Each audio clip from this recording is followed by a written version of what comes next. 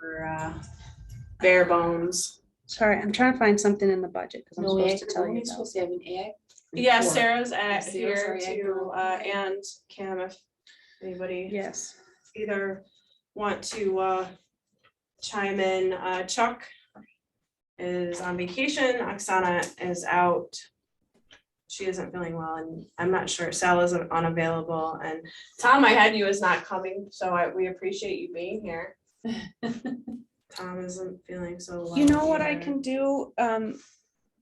I have on my list of things to do this week to update the video recordings. I can try and get this one done soon and we can share a link to it to everybody who couldn't come. That would be great, 'cause Chuck, I mean, I know asked about everybody knows where it is, but Yeah. since if anyone wants to hear what the ag committee is doing, we can give them the link.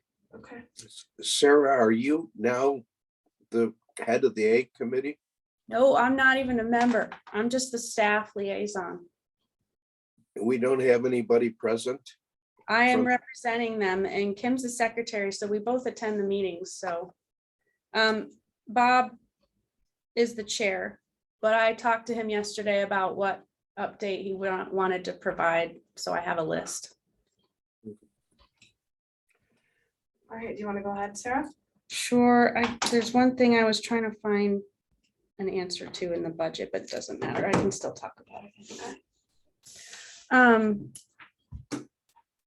So the ag committee, their main role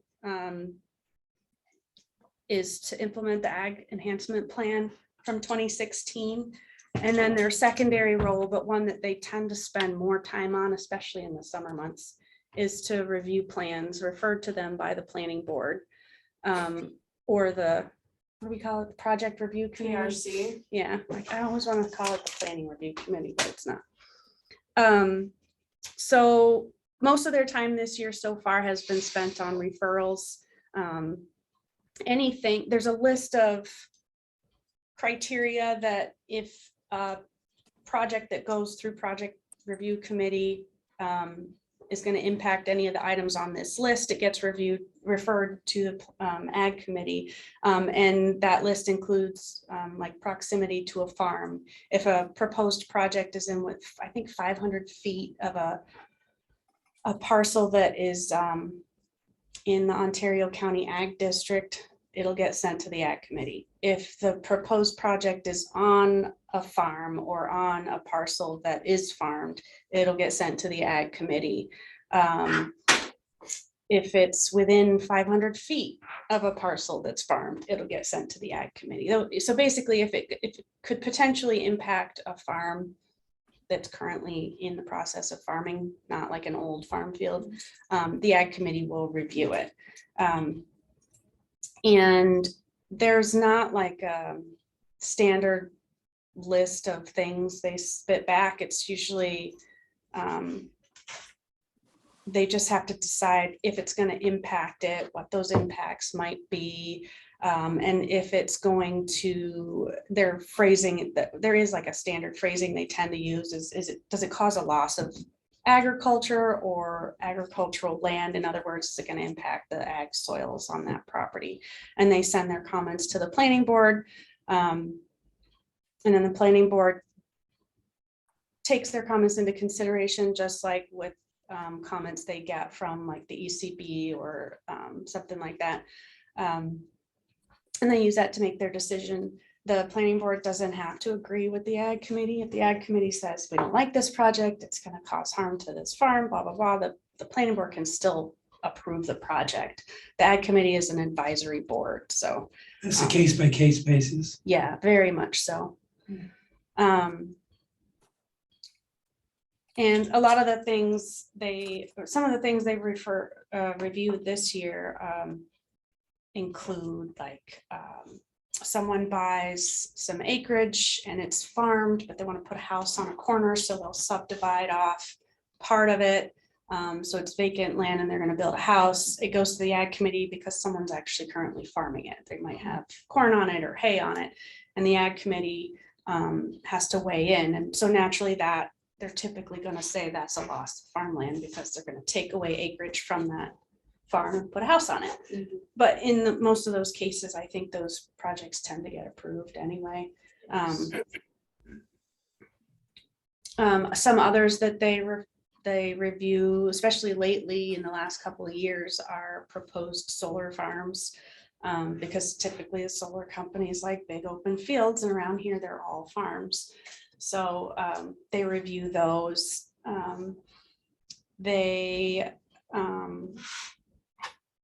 Aside from referrals this year, they have reviewed some, like if we look at any local laws are often referred to all of our boards and committees for comment. And Ag Committee has reviewed like the Ag, what was it called? The Ag Overlay District that actually came out of the Ag Committee with Doug's help. They were concerned about all of these projects they were seeing that are eating up farmland bit by bit. And we have on our wall and online, you know, our maps that talk about the parts of the town that are valuable for farming, and, you know, that we should try to preserve them and steer large developments away from those areas. But as you can see, that red outline over there is our strategic farmland protection area. It's huge, covers a lot of town. You know, there's no way you're going to preserve all of that. So they were saying, well, can we target, you know, make it a little smaller so it's more realistic, and target specifically the types of land we really want to preserve, rather than, oh, this whole part of the town is, you know, we have to preserve it, because they're practical. They understand it's not going to work that you can preserve anything in the red, or everything, I'm sorry, in the red outline. So they were, and I'm sorry, I don't remember the exact specifics of the overlay district, but I think it's over 7 acres in the strategic farmland protection area. And Sewer and water would have to be approved. yeah, the Extensions town, approved doesn't the by town board have to approve? Yeah, if they're gonna extend sewer and water. So, South of County Road 30, yeah, and they North narrowed I forget which road. the area a bit smaller. It's not very small, but it's, yeah. It's We a little probably pocket should on get the a map. map. We should have a map, update the map to show the new overlay. Barb Johnson's coming on Friday. I can talk to her about that. Okay, We can reconsider some quotes. that's a good idea. So, you know, so the Ag Overlay District was kind of a nice little success story. I don't think it's come into play yet. We haven't really tested it out yet. No, But, you know, the goal is to targeted farmland protection rather than such a broad area that's hard to enforce. and it's not precluding development per se. No, it's making still, it's still more of an advisory, right? It's triggering some town board review, and It it's triggers town board review for sewer and water Yeah. development. Mhm. and the town board could still decide that it's worthy of, you know, that Absolutely. they need to develop it and it's best for the town and all that. So, But it would be out of the planning board's hands. So the town board would have to approve. Yes.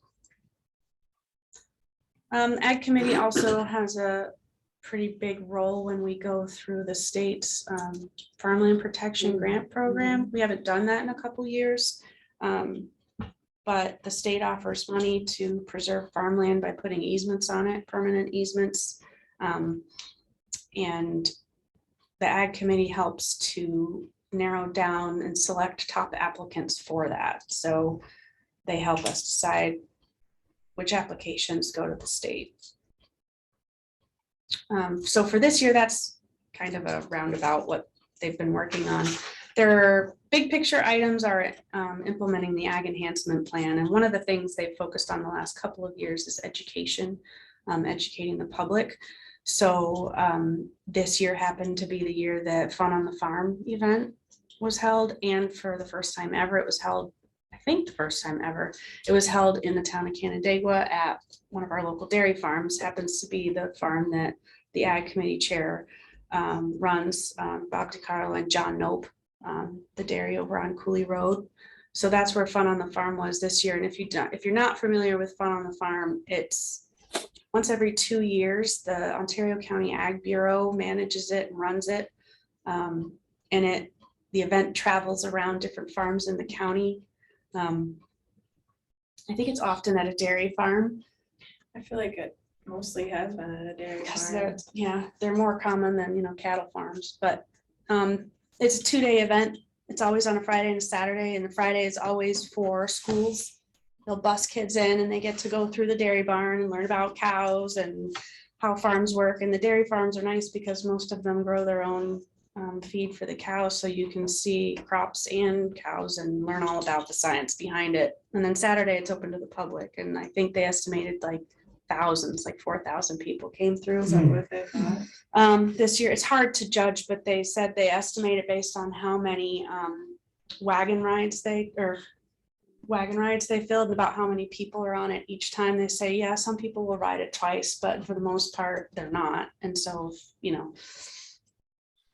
and so it's one of the best ways in our area to get people on a working farm and see how it works. I've taken my kids a couple of times, and so the Ag Committee spent some of their education budget as a donation towards Fun on the Farm this year to the Ag Bureau. Because it's a pretty great educational event. Years past, they've done tables at the county fair with information about what farmers in our area grow and, economics of farming in the county, the kinds of, how farms benefit our economy, not just that they grow food, but, they provide jobs and stuff like that. And then they purchase things from other businesses in the town and in our area. They did not do an event at the fair this year, but I think they might want to do one next year. They put up some signs and things like that at the fair this year. Yes, we had some, so one year our 4th of July parade, the town tends to participate in that most years. And one year it was all about farming. So we had all these signs made that talk about the town of Canandaigua supporting farming. And so we put those at the fair this year. They just say like town of Canandaigua was a farm friendly community and things like that. We kept them all. So yeah, we use them and stuff like that too. I don't know, Kim, can you think of anything I didn't cover that they've been doing? Oh, well, they did meet with the solar person. Oh, yeah. I was gonna ask you to talk about that. Yeah, so, Two, right? The farmer, the sheep farmer Correct, and. yeah. yeah, so when the Ag Committee reviews projects for putting solar panels in a farm field, they almost always predictably, say that if that solar farm goes forward, it's gonna result in a loss of farmland. I mean, because it is, if you put solar panels historically and traditionally, you're not farming it anymore. There's a few cases here and there where they've done both, but in the town, so far it hasn't happened. And a company that had 2 projects come in front of the Ag Committee in July, wanted to come back and talk to the Ag Committee because the Ag Committee did say that, said, well, this is going to result in the loss of farmland. But the company said, well, not necessarily. We've got a business plan that's worked where there's solar panels and sheep grazing that happen at the same time in the same place. So they asked to come and speak to the Ag Committee last week, and they did. And we planned on talking about other things last week, but that's all we talked about for an hour. This company who grazes sheep, this is I think all this company does. A gentleman named Caleb, I can't remember his last name. He has thousands of sheep and he moves them around to different solar installations and they graze. And he gets paid by the solar companies to do it because the solar companies have to pay someone. Caleb Scott. Okay, thank you. Solar companies have to pay somebody to mow and weed eat, around the panels in the field. So they'll pay this company to do it with sheep. And for them, it works. It's a specific kind of farming. And they explain that, not all livestock work. Goats are terrible. They damage the panels. Cows rub up on everything and break stuff.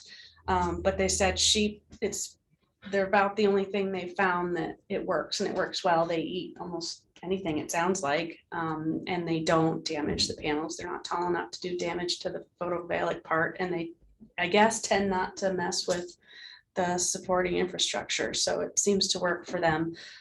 So the solar company representative and this farmer were coming to try and show the ag committee that it doesn't always mean it's a loss of farmland. It may be a changing type of farming than what was there before, but there is great potential for farming to continue if they choose to do so.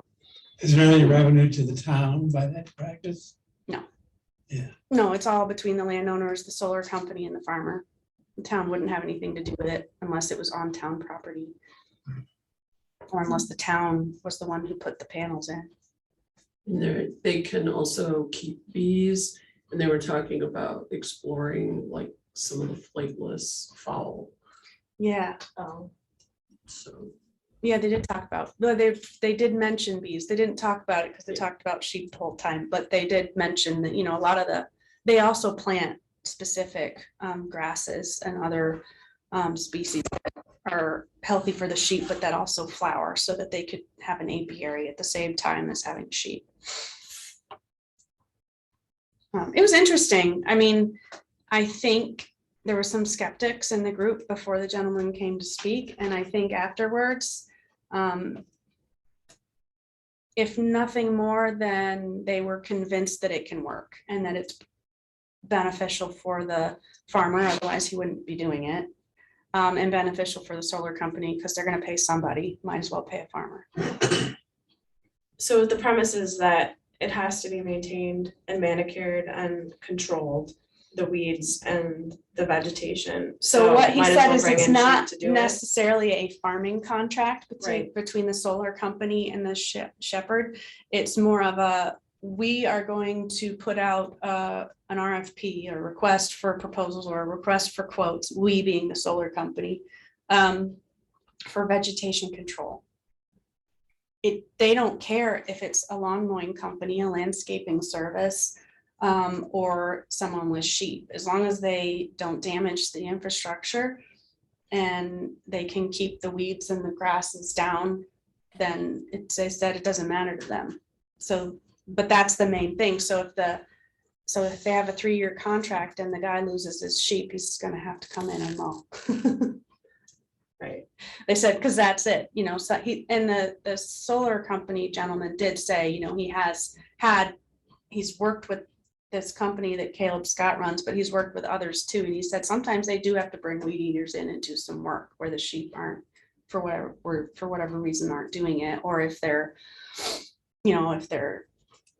not enough sheep or whatever. He said they are contracted to control the vegetation one way or another. are herbicides restricted?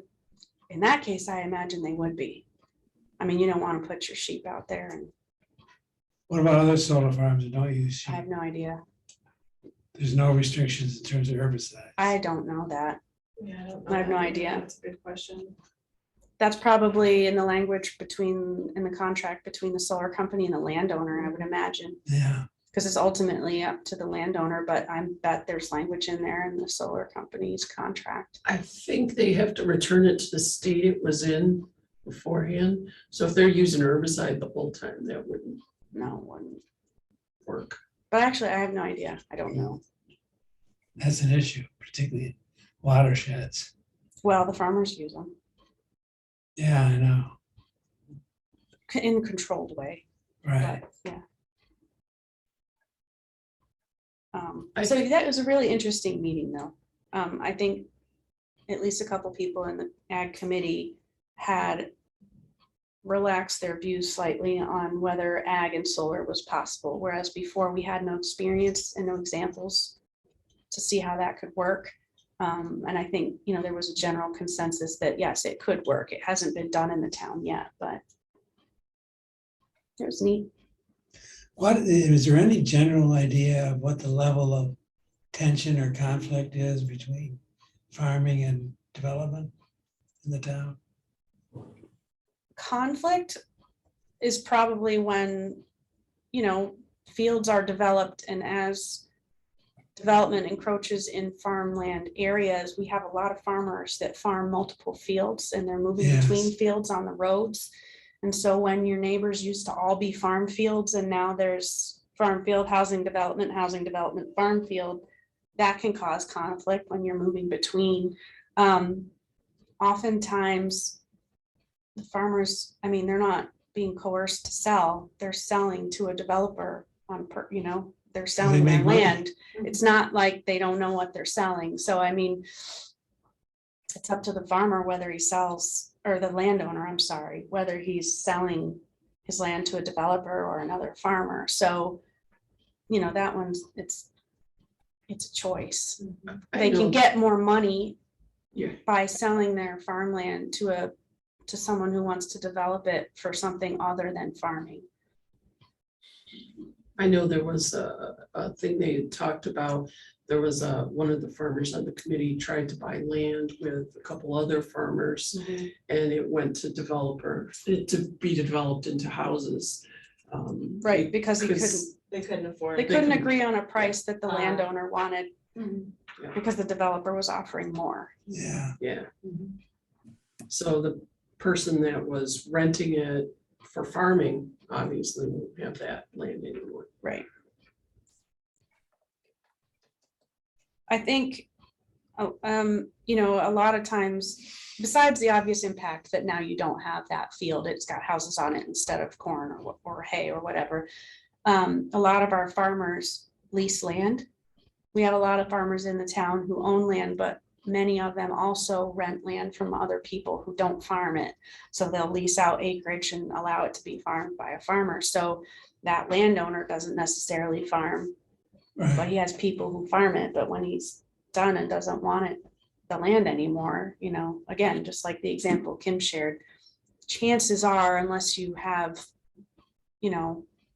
other motives besides money, you're gonna sell to the highest bidder, which is not gonna be a farmer. I've seen instances over the past year that I've been here too, where the landowner is out of state. And, their stake in the community is probably a little different when they live somewhere else.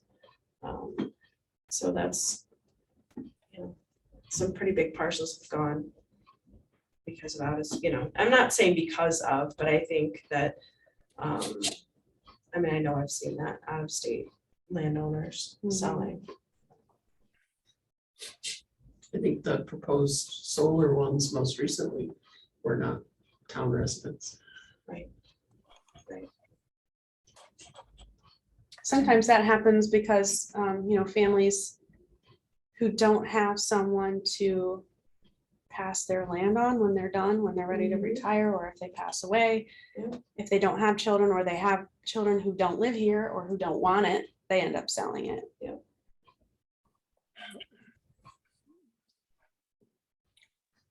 So the committee spends a lot of time trying to educate the public about farming, educate the town government about the importance of agriculture. And then, as a side effect of promoting and protecting agriculture, they also protect land that's not, developed with houses and stuff. Our ag committee is made up of farmers and others who have a stake in the agricultural community. So they might own businesses that help farming. We have one who's went through the Cornell animal nutrition, and he works with local dairy farmers on their dairy cow diet and nutrition and health. We have a dairy farmer. We have we have someone who's not on the committee, but she tends to come to meetings a lot, and she does grapes and corn and hay, and they're the one that they actually just got. They got one of the state grants to protect their farm last year. So and then there's other people who have grown up on farms, didn't necessarily work in farming as adults, but so they all have some involvement in farming in some way. So they're knowledgeable. We have some younger farmers, we have older farmers, so their knowledge spans the gap from, how farming used to be done to some of the newer, changes that we've seen in agriculture. So they're not, and that's kind of the way the committee was set up. Just because you like farms doesn't mean you get to be on the committee. You have to have some knowledge so that the decisions they make and their recommendations they're making is based on, more than just, I like farms, they're using real experience and knowledge and facts and science. And we think that that makes the recommendations mean more.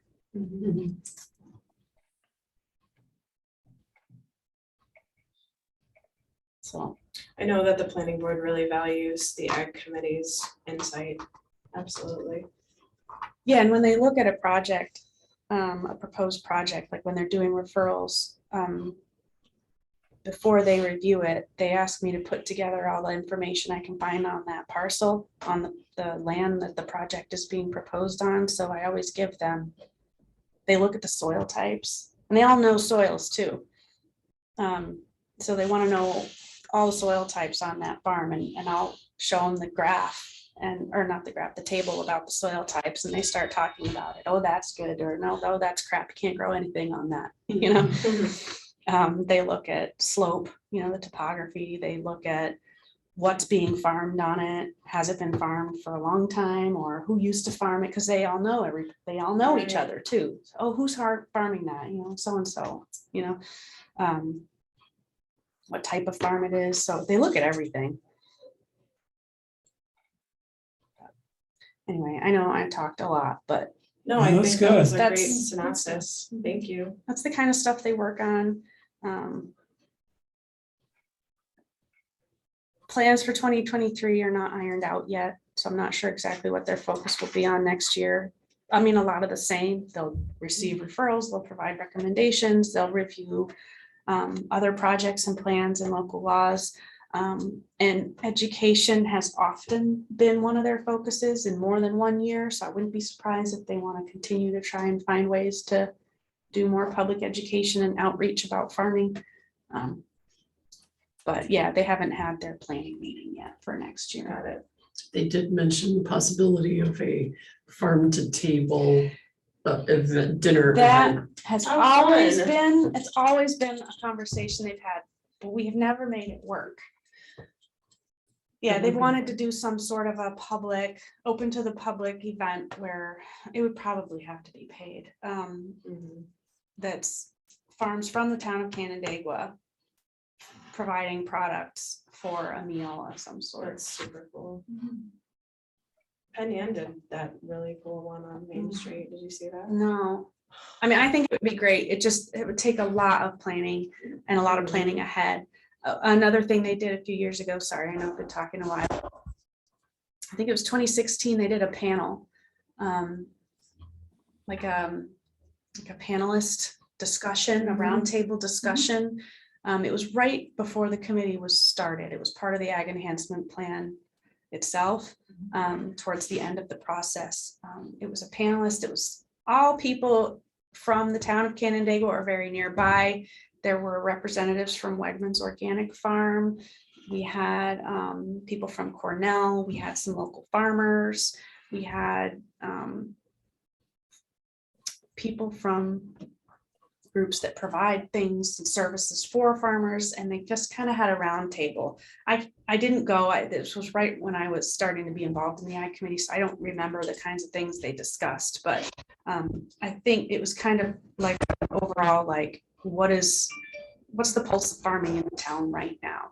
What's good, what's bad, what needs aren't being met, what's working, what's not. Some of that, the results of that panel, some of that information went into the Ag Plan and helped kind of shape the kinds of tasks that the Ag Committee has for implementing it. Because the Ag Plan itself has a list of recommendations for the town to take to help agriculture in our community. And that's what I mean when I say that their job is to implement the Ag Plan. It's to check off those boxes. And some of the action items and issues in there came from that panel discussion. So they have talked about doing that again. It's been a while. several years. So they've talked about having another panel discussion. Again, that's one of the ones with like the farm to table food event that takes a lot of planning and for one reason or another, it just hasn't come to fruition, but it's on their idea list. Mhm. There was that panel discussion at the fair. Yes. That's what Yeah, it was Same held thing at the you're county talking fair. about? Yep. I Oh, did that's a good attend that. venue. Yeah, that was really nice. Yeah. Very informative. Yeah, people who went said that We you had know, all it chairs was- set up in the panel kind it of. was against useful the and deck. interesting. Very Yeah. good, yeah, very informative. Wow, 6 years ago, I know. Mhm. It's that was the year that 2016, That you was- said. so if it was at the fair, it was in the summer, and then the plan itself was adopted that December, I think. Mhm. And then the town board created the committee in March of the following year, Of 2016, 17. 17. So the plan was 16. Yeah. Okay. Yeah,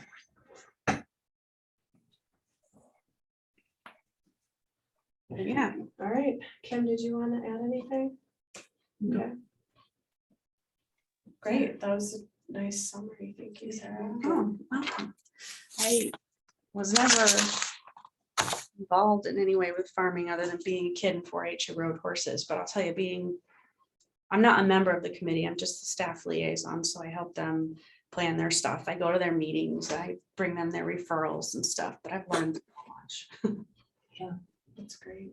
Take out the word just. Don't say just. Yeah. I am a staff liaison. Yeah. You're more than just. Thank you, but I do enjoy it. I didn't know I would, but I do. Mhm. Well, you shepherded the PDRs. Yeah. So That's I've huge, gotten to Sarah. know You've done a them. lot. Yep. They're good people.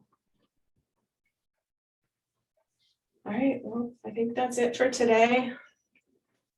Well, since nobody else is here. We'll make sure we share the recording with Yeah, we will. everybody who couldn't come. Yep. Um, Thank you, Tom. See you Friday, hopefully.